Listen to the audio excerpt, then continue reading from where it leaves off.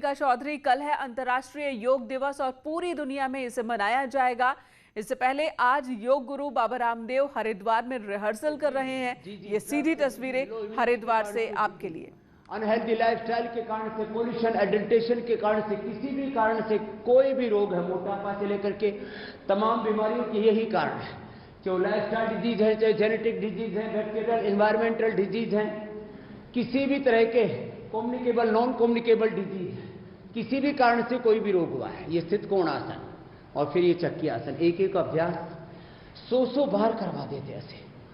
माने 1-2 मिनट से प्रारंभ करके समय की दृष्टि से 10 मिनट तक और संख्या की दृष्टि से 100 से 200 बार तक ऐसे घुमा देते, क्लॉकवाइज, एंटी क्लॉकवाइज। और हम एक दिन में 1 से 2 किलो वजन घटा देते। हमने घटाया, मैंने इसे देश और दुनिया का करीब 100 करोड़ किलो से ज्यादा वजन कम किया है। माने करोड़ों लोगों ने योग को फॉलो किया और एक व्यक्ति ने 1-1, 2-2 किलो से लेकर के 5-5, 10-10 किलो वजन अपना घटाया। और जो बहुत मोटे थे उन्होंने तो 50 किलो से लेकर के 100 किलो तक भी घटाया है, क्योंकि उनका वजन ही 200 किलो था। तो ये चक्की आसन और फिर उल्टे डेट करके भुजंगासन करते हैं। 6 अभ्यास बता रहे हैं, स्थित कोणासन, चक्की आसन, भुजंगासन, अर्धलासन, पाद वृत्तासन, द्विचक्रिकासन। ये 6 अभ्यास कर ले, कम से कम 2 प्राणायाम कर ले, भस्त्रिका, कपालभाति। खाने पीने पर नियंत्रण रखें, लौकी का जूस पिए, गर्म पानी पिए जब भी प्यास लगे, जो पी सके तो गोधन अर्घ भी पी लें, मेदोहर वटी ले लें, अश्वगंधा के पत्तों की चाय पी लें। ऐसे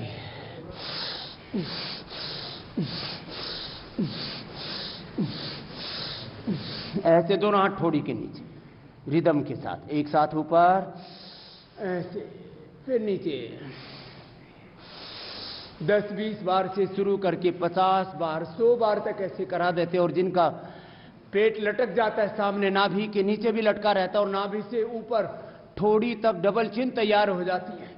ऐसे ये अभ्यास। और अब सीधे लेट करके 3 अभ्यास, अर्धहलासन, पाद वृत्तासन और द्विचक्रिकासन। दोनों पैरों से अथवा एक पैर से अर्धहलासन, पाद वृत्तासन, द्विचक्रिकासन।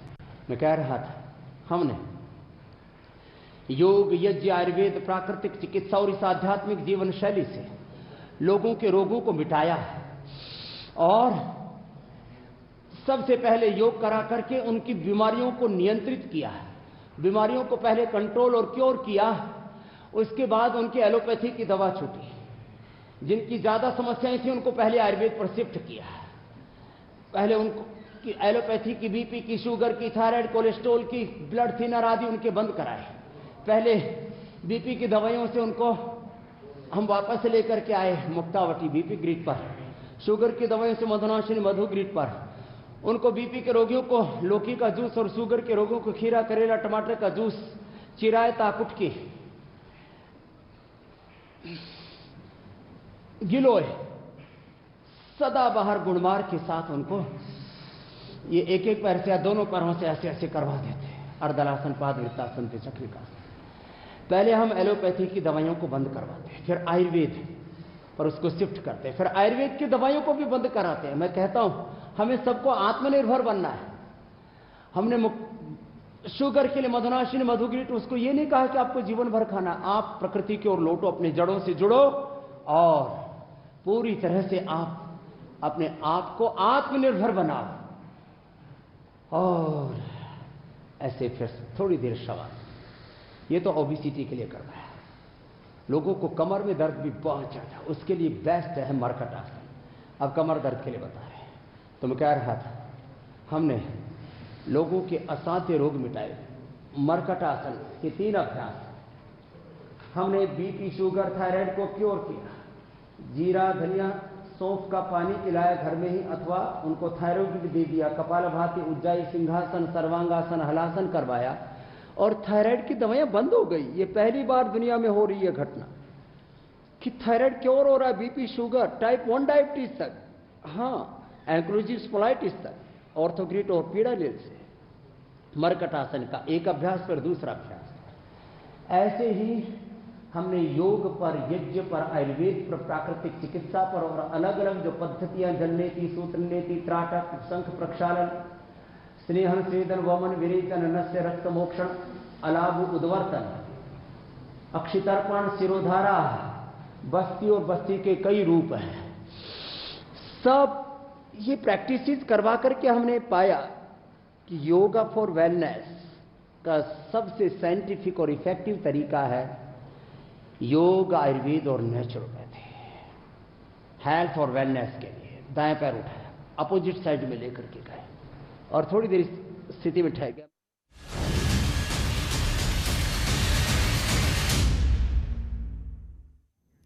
इधर अयोध्या में राम मंदिर निर्माण के लिए खरीदी गई जमीन के मसले पर सियासी संग्राम जारी है। आम आदमी पार्टी और समाजवादी पार्टी ने अब अयोध्या के मेयर के खिलाफ मोर्चा खोल दिया है।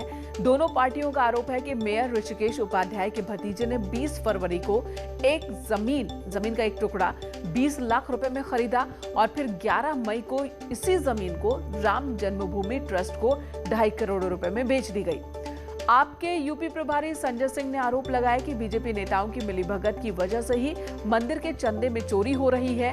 समाजवादी पार्टी के नेता पवन पांडे ने भी पूरे मामले की जांच की मांग की है।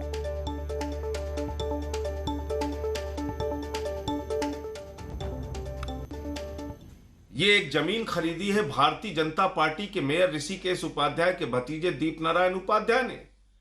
ये जमीन 20 फरवरी को खरीदी गई और इस जमीन का दाम है 20 लाख रुपए। ये 20 लाख रुपए में खरीदी गई 35,60,000 की ये जमीन। और आपको जानकर हैरानी होगी, 11 मई को यही जमीन बीजेपी के नेता ने, मेयर के भतीजे ने 2.5 करोड़ रुपए में राम जन्मभूमि ट्रस्ट को बेच दी। अब आपको समझ में आया आपके चंदे का क्या हो रहा है? सारे कागजात हैं, 20 लाख में ज़मीन खरीदा और 2.5 करोड़ में बेच दिया। तो आप बताइए, जो लोग अपने आप को सबसे बड़ा नंबरदार बताते हैं, जो लोग सबसे बड़ा झंडा उठाए हैं राम मंदिर और राम सेवक होने का, आज वो सबसे ज़्यादा प्रभु श्री राम को ठग रहे हैं, उनको छल रहे हैं। तो निश्चित रूप से ऐसे लोगों की जांच होनी चाहिए और ऐसे लोगों के खिलाफ कड़ी से कड़ी कार्रवाई होनी चाहिए। और इसी मुद्दे पर बीजेपी के खिलाफ मोर्चाबंदी की तैयारी है। लखनऊ में संजय सिंह से मिले हैं ओम प्रकाश राजभर। बीजेपी को बताया भारतीय झूठ पार्टी। बीजेपी के खिलाफ मोर्चाबंदी की तैयारी है। सभी पार्टियों को एक मंच पर लाने की मुहिम। जनता बदलाव के लिए तलाश रही है विकल्प, और वही विकल्प देने की कोशिश यहां पर आम आदमी पार्टी की ओर से हो रही है। राजभर भी उनसे मिले हैं। कहा जा रहा है कि कुछ और दलों को अपने साथ लाने की जुगत में ये लगे हुए हैं।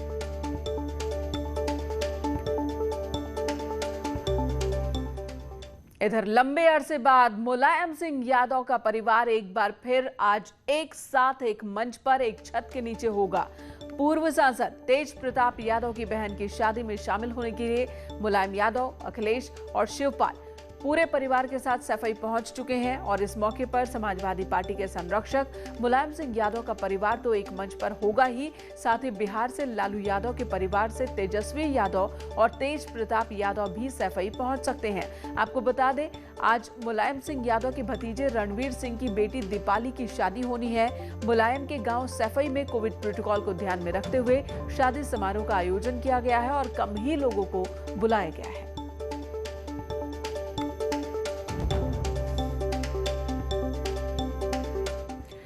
इधर गाजियाबाद के लोनी इलाके में बुजुर्ग केस में गिरफ्तार उम्मेद पहलवान को आज कोर्ट में पेश किया जाएगा। कल गाजियाबाद की क्राइम ब्रांच ने उसे दिल्ली के लोकनायक जयप्रकाश नारायण हॉस्पिटल के पास से गिरफ्तार किया था। पुलिस का कहना है कि उम्मेद ने एफआईआर के बाद फेसबुक लाइव करके पूरी घटना को अलग रंग दिया। पुलिस के मुताबिक उम्मेद पहलवान के ऊपर यौन शोषण, गौकशी समेत कई केस पहले से भी दर्ज है।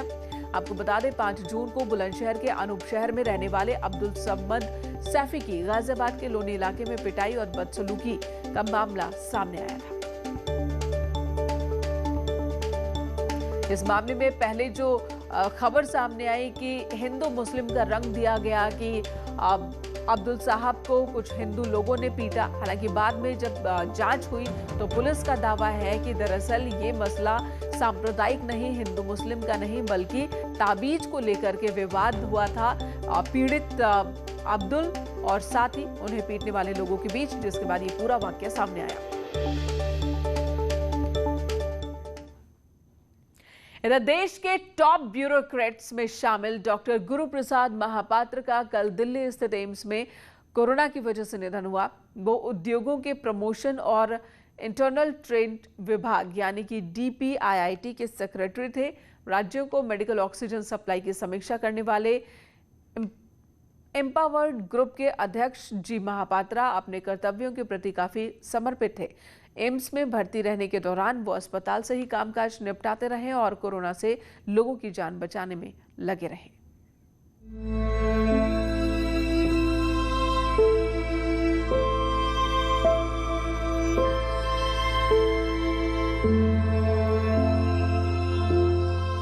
क्रूर कोरोना ने दिन रात की परवाह किए बगैर खुद गंभीर रूप से बीमार होने के बावजूद कर्तव्य पथ पर निरंतर चलने वाले देश के एक टॉप ब्यूरोक्रेट को हमसे छीन लिया। कोरोना काल में टीम मोदी के सक्रिय सदस्य जी महापात्रा अपने काम को लेकर काफी समर्पित थे। कर्तव्यों के प्रति उनके समर्पण का अंदाजा इसी बात से लगाया जा सकता है कि जब वो कोरोना संक्रमित होने के चलते एम्स में भर्ती थे तो 19 अप्रैल को उन्होंने राज्यों को ऑक्सीजन की समीक्षा करने वाली एम्पावर्ड ग्रुप की महत्वपूर्ण बैठक की अध्यक्षता की थी। तेज बुखार होने के बावजूद वो 24 घंटे और 7 दिन लोगों की सेवा के लिए उपलब्ध रहते थे।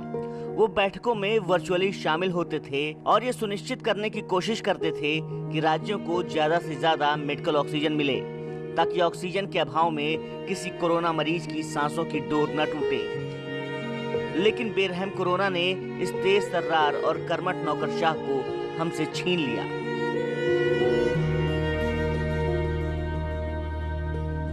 गुरु प्रसाद महापात्रा 1986 बैच के गुजरात कैडर के IAS अफसर थे।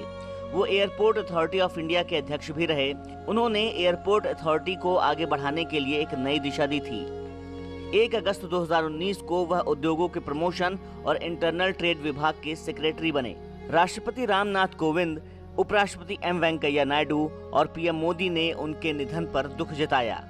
PM मोदी ने उन्हें श्रद्धांजलि देते हुए लिखा, DPIIT सचिव जी गुरु प्रसाद महापात्रा के निधन से दुखी हूँ। मैंने उनके साथ गुजरात और केंद्र में बड़े पैमाने पर काम किया था।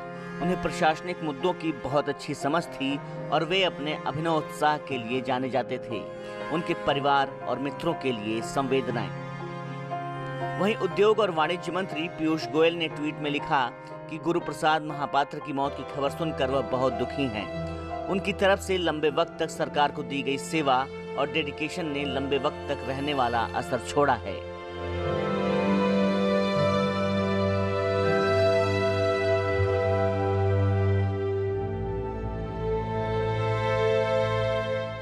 बात कर लेते हैं कोरोना के खतरे की। एक्सपर्ट्स कोरोना की तीसरी लहर का अंदेशा पहले से जता रहे हैं और इस बीच एम्स के डायरेक्टर डॉक्टर रणदीप गुलेरिया ने भी आशंका जताई है कि अगले 6 से 8 हफ्ते के भीतर कोरोना की तीसरी लहर आ सकती है।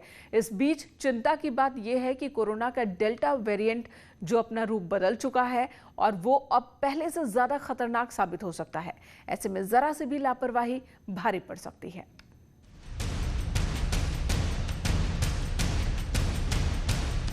देश में कोरोना के मामले लगातार घट रहे हैं और नतीजा ये कि धीरे धीरे राज्यों में ढील और छूट दी जा रही है। ढील मिलते ही ढिलाई भी शुरू हो गई है। दिल्ली सहित देश के अलग अलग बाजारों में हालात बिगड़ रहे हैं। ऐसा लगता है जैसे पाबंदी हटते ही लोग कोरोना को भूल गए। ना ही मास्क ठीक से लगाने की चिंता है और ना ही सोशल डिस्टेंसिंग का ही किसी को ख्याल है। मैडम मास्क लगाने में दिक्कत होती है? सर अभी कुछ खाया था इसलिए नहीं लगा। बिना मास्क के खड़े हो क्यों? सॉरी सर, पानी पी रहा था मैं। हाँ, आपको मैं काफ़ी देर से देख रहा हूँ पानी। सर मैंने पानी पिया था, इस बारे में यहाँ रहता हुआ था मास्क। भैया मास्क कहाँ है? मास्क कहाँ है? जेब में रखने के लिए। अच्छा, तो ये देखिए मास्क ही नहीं नज़र आएगा लोगों के मुँह पे। ऐसे ही हालात को ध्यान में रखते हुए गृह मंत्रालय ने राज्यों को आगाह किया है। केंद्रीय गृह सचिव ने सभी राज्यों और केंद्र शासित प्रदेशों को पत्र लिखा है। इसमें कहा गया है कि ढील देने के साथ साथ सावधानी जरूर बरतें। सभी राज्यों को आदेश दिया गया है कि कोरोना गाइडलाइंस का पालन जरूर कराएं। इसके साथ ही टेस्टिंग, ट्रैकिंग, ट्रीटमेंट और वैक्सीनेशन का काम भी जारी रहे। गृह सचिव ने कहा कि कोरोना के केस तो घट रहे हैं, लेकिन सतर्कता और गंभीरता जरूरी है। सुधरते हालात के पीछे खतरे की एक और लहर दम साधे बैठी है, क्योंकि कोरोना वायरस ने अपना रूप फिर बदल लिया है। दूसरी लहर की वजह कोरोना वायरस का डेल्टा वेरिएंट बना था। अब delta variant delta plus variant में बदल चुका है, यानी वायरस अपग्रेड हो गया है। वैज्ञानिकों के मुताबिक स्पाइक प्रोटीन यानी कोरोना पर दिखने वाले कांटों में बदलाव से डेल्टा प्लस वेरिएंट बना है। अब डेल्टा प्लस वेरिएंट से तीसरी लहर का अंदेशा लगाया जा रहा है। वैज्ञानिक अभी पूरी तरह इस वायरस का बर्ताव नहीं पता कर पाए हैं। कहा जा रहा है कि ये डेल्टा प्लस वेरिएंट कितना संक्रामक और कितना खतरनाक हो सकता है, ये अभी नहीं कहा जा सकता है, लेकिन आशंकाएं बहुत सी हैं। बताया गया है कि डेल्टा प्लस वेरिएंट ज्यादा घातक है। इस पर एंटीबॉडी कॉकटेल नाम की दवा का असर भी नहीं हुआ। हालांकि अभी इस वेरिएंट पर रिसर्च जारी है, लेकिन इतना तय है कि तीसरी लहर इसी वायरस के कारण आने वाली है। एम्स निदेशक डॉक्टर रणदीप गुलेरिया ने कहा कि ढिलाई के दौरान कोरोना गाइडलाइंस का पालन नहीं किया जा रहा है। यही कारण है कि लापरवाही से कोरोना की तीसरी लहर आएगी।